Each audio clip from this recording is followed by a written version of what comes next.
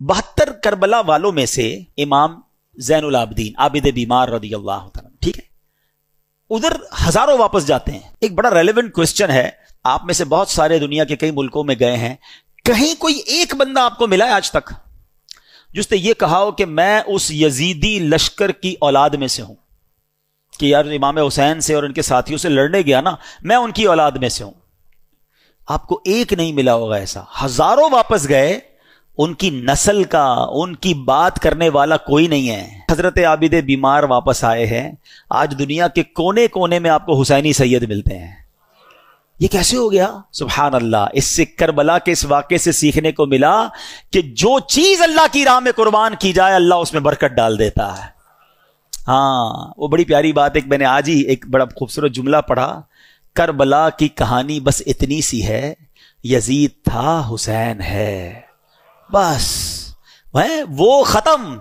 और इमाम हुसैन आज भी करोड़ों दिलों पर हुकूमत करते हैं। यजीद का नाम लेने वाला कोई नहीं, कोई अपने बच्चे का नाम यजीद नहीं रखता है, और हुसैन का नाम रखने वाले और उनका नाम सर पर इज्जत के साथ रखने वाले अरबों। हम तो ये समझेंगे वो कौन सा मुसलमान है जिसके दिल में इमाम हुसैन की मोहब्बत नहीं है। इस इमाम हुसैन तो हमारे ईमान का हिस्सा है। थोड़ी सी बारीक बातें समझिएगा, जो चीज अल्लाह की राह में कुर्बान कर दी जाए ना, अल्लाह उसमें बरकत डाल देता है। अब इससे आप अपनी सारी लाइफ को अज्यूम कर लें। अगर आप चाहते हैं कि आपकी सेहत में बरकत हो, आप अपनी बॉडी को, अपने जिस्म को अल्लाह की राह में इस्तेमाल करें, नमाज पढ़ें, दीन के काम में यूज करें, अल्लाह आपकी सेहत में बरकत डाल देगा। आप चाहते हैं आपकी जबान में बरकत हो, आपके अल्फाज मुअस्सर हो जाएं, अट्रैक्टिव हो जाएं, आप अपनी गुफ्तगू में अल्लाह रसूल का नाम लेना शुरू करें, दुरूद पाक पढ़ें, जिक्रुल्लाह करें, तिलावत कुरान करें, लोगों को इस्लाम की नेकी की दावत दें, अल्लाह आपकी गुफ्तगू में बरकत डाल देगा। आप चाहते हैं आपके माल में बरकत हो जाए, अल्लाह की राह में माल खर्च करें, अल्लाह आपके माल में बरकत डाल देगा। आप चाहते हैं अल्लाह आपकी औलाद में बरकत डाल दे,